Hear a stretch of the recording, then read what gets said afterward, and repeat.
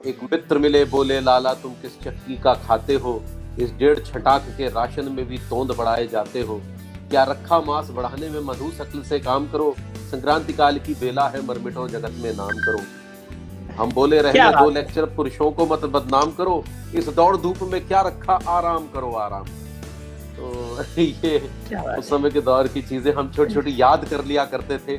नया नया दूल्हा था और नई नई घोड़ी थी, नया नया दूल्हा था और नई नई घोड़ी थी, बाजे ध्रुव डुलते थे छत तब डुलते थे, बाराती आपस में मिलते थे जुलते थे, करते थे रंगरलियां लोग सब मचलते थे, दूल्हे के संग संग दर्शक भी चलते थे। घोड़ी चौकन्नी थी, दाएं अख बाएं अख गर्दन हिलाती थी, मुड़ मुड़ के रुकती थी, रुक रुक के मुड़ती थी, आगे से उठती थी पीछे से झुकती थी, युद्धों की योग्य थी, शादी में द्रव थी, वकीलों के तर्कों से ज्यादा सतर्क थी। बेचारा दूल्हा भी घोड़ी की गतिविधियां देखकर काफी चौकन्ना था, उसका इस यात्रा में दुल्हन से ज्यादा घोड़ी पर ध्यान था।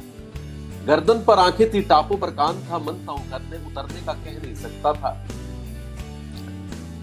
अपनी दुर्बलता औरों के सामने सह नहीं सकता था। तभी किसी ने पीछे से निकम्मे गोले सा फोड़ दिया, सुनकर पटाखे को भीषण धमाके को चौकन्नी घोड़ी का धीरे भी छूट गया। अब देखिए ये जो लय है, ये जो भाषा का जो एक लय है, ये कितनी खूबसूरती से पिरोई है उन्होंने आदित्य साहब ने। क्या बात है। बाराती भीड़ में भगदड़ में कोलाहल में तितर बितर हो गए, घोड़ी चढ़े दूल्हे को देखने सड़कों में चौराहे में इधर उधर खो गए। कईयों ने देखा भी घोड़े चढ़े दूल्हे को आवाजें दी, कहती रुक जाओ, मैं कहता हूँ रुक जाओ, मैं कहती बस वो। तो दूल्हा घोड़ी थोड़ी तरह सुन के रुक जाता। टीवी सीरियल भाभी जी घर पर हैं के मनमोहन तिवारी उर्फ रोहिताश गौड़ को हिंदी से खास लगाव है।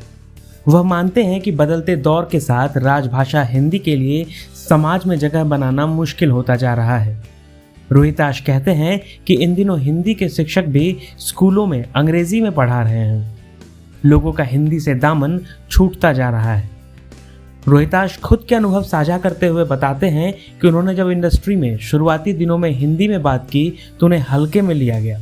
उनके हाथ से इस कारण कई रोल निकल गए, जबकि आज तमाम वेब सीरीज में हिंदी और उत्तर भारतीय भाषाओं की हवा चल रही है। पहले ठेठ हिंदी के डायलॉग लिखने से राइटर्स डरते थे। नवभारत टाइम्स से एक्सक्लूसिव बातचीत में रोहिताश कौर ने बताया कि उनका मानना है कि बच्चों को स्कूल में ही हिंदी नाटक रंगमंच पढ़ाना अनिवार्य किया जाना चाहिए। मेरी बहुत ज्यादा कोशिश रहती है कि मैं दूं, लेकिन मैंने बहुत महसूस किया है कि आजकल, जैसे मैं अपनी बच्ची का ही उदाहरण दूंगा, वो बहुत छोटे छोटे शब्दों को नहीं समझ पा रहे हिंदी के, और वो अंग्रेजी जो है उनके मतलब एक तरह से मतलब पूरी व्यवस्था में रच बस गई है। स्कूल में अभी जो ऑनलाइन क्लासेस चल रही हैं उसमें भी आप अंग्रेजी में आदान प्रदान हो रहा है टीचर्स का, हिंदी की टीचर भी अंग्रेजी में ही लेक्चर दे रही है। तो मुझे लग रहा है कि चीजें थोड़ी सी दामन छूटता सा जा रहा है। मेरी कोशिश हमेशा ये रहती है कि मैं उनको अच्छे अच्छे नाटक पढ़ने को देता हूँ, क्योंकि मेरा संबंध नाटकों से रहा है, राष्ट्रीय नाट्य विद्यालय से संबंध रहा है। तो मैं मुंशी प्रेमचंद की कहानियां पढ़ने को उनको बोलता हूँ, और हरिशंकर परसाई की व्यंग पढ़ने। पापा ये क्या लिखा है, इसका क्या मतलब, कूप मंडूक का क्या मतलब है, मतलब इस तरीके के शब्दों में फंस जाते हैं वो। तो मेरी हाँ। कोशिश रहती है कि मैं जो हूँ वो उनको इस ओर लाऊं, लेकिन माफ कीजिएगा वो थोड़े से अंग्रेजी की तरफ ज्यादा उनका रुझान होता जा रहा है, ऐसा मैंने देखा। तो सर, चूंकि अंग्रेजी की तरफ रुझान होता जा रहा है, एक भाषा का ज्ञान होना जरूरी है, लेकिन क्या आपको कभी डर लगता है भविष्य को लेकर कि हम कहाँ जा रहे हैं संस्कृति को लेकर? एक विरासत जो हिंदी की है और जो हमारे परिवेश में अब धीरे धीरे दामन, जैसे आपने कहा, कि छूटता जा रहा है, तो क्या आप भविष्य को लेकर खतरा सोचते हैं? देखिए, अगर हमारे आपके जैसे लोग जो हैं वो अपनी एक मुहिम को चलाते रहेंगे तो शायद फर्क जरूर पड़ेगा, लेकिन आगे आने वाले समय में थोड़ा सा मुश्किलात तो पेश आएंगी मार्ग में। ये कठिन डगर है, मैं ये कहूंगा, थोड़ी सी कठिन डगर है, लेकिन इतनी भी नहीं है, क्योंकि ये महानगरों में ज्यादा है। छोटे शहरों में अभी भी चीजें छूटी नहीं है। जैसे मैं कालका जाता हूं तो अभी भी मेरे मित्र जो हैं मेरे से वही पुरानी चीजें सुनते हैं, हम लोग बैठते हैं, वही महफिलें जमती हैं। लेकिन बड़े शहरों में जो है, मैंने खुद महसूस किया है, मैं अपनी बात बता रहा हूँ एज एन एक्टर, मैंने महसूस किया एक अभिनेता के तौर पर कि कई बार हमें हिंदी बोलने की वजह से हल्के में ले लिया जाता है, और लिया गया भी है। कई बार आप आश्चर्यचकित होंगे कि हमारे हाथ से रोल चला गया। क्यों? क्योंकि हिंदी में थे, तो उन्हें लगा अरे अच्छा अच्छा, आइए आइए, बैठिए बैठिए, और सामने वाला जो है वो आई माई मी वावरस करके जो है एक अजीब सा कॉन्फिडेंस लेके, तो मुझे लग रहा है कि ये भाषा का भी कोई कॉन्फिडेंस है क्या, या क्या है? तो कई बार हल्के में ले लिया गया हूं। तो इसीलिए मुझे लगता है कि ये जो कठिन है डगर पनघट की बिल्कुल कठिन नहीं है सर। हाँ, लेकिन हमारे और आपके जैसे अगर लोग हैं, और जैसे मैंने कहा कि छोटे शहरों में अभी भी है, तो हम निकाल ले जाएंगे। नहीं है, ऐसी बात नहीं है, बस थोड़ी सी यंग जनरेशन को थोड़ा सा पकड़ के रखना पड़ेगा। हाँ, और आप अपने बच्चों को जैसे आप शिक्षा दे रहे हैं वैसे ही दुनिया को दिन। देखिए सर, कठिन डगर तो नहीं है, क्योंकि अगर भाभी जी जैसा सीरियल, हप्पू जैसा सीरियल दुनिया में टॉप 10 की टीआरपी में है आप लोगों की सीरियल, और लगातार चाहे लॉकडाउन हो गया हो, लेकिन आपके सीरियल ने अपनी जगह बना के रखी है। तारक मेहता जैसा सीरियल जहाँ पे खालिश हिंदी की और देसी की बातचीत होती है, वही पुरानी परंपराओं की बात होती है। तो मुझे लगता है कि फिल्में और टीवी हमें सिखाते हैं, और आप लोग हमें बहुत सिखा रहे हैं, और आप लोगों ने जोड़ के रखा है, जैसे समता जी जैसे राइटर, आपके जैसे राइटर। जी बिल्कुल बिल्कुल। नहीं, एक चीज बहुत अच्छी ये भी है कि हमारा सारा काम अभी भी फिल्मों का या टीवी का या टेलीफिल्म या जो भी बन रही है, इवन वेब सीरीज बन रही है, वो हिंदी में बन रही है। हिंदी में तो बनना ही है, हिंदी हाँ, नहीं, हमें तो ये था कि कहीं बहुत ज्यादा परिवेश ना बदल जाए। आज हम अपनी स्थितियां जो वेब सीरीज में उठा रहे हैं, आपने देखा होगा, ठेठ रिमोट एरियाज की उठा रहे हैं। हाँ, दैट्स कूल, और बहुत हिट हो रही है, चाहे वो मिर्जापुर की बात करें। हाँ। जी हाँ, बिल्कुल।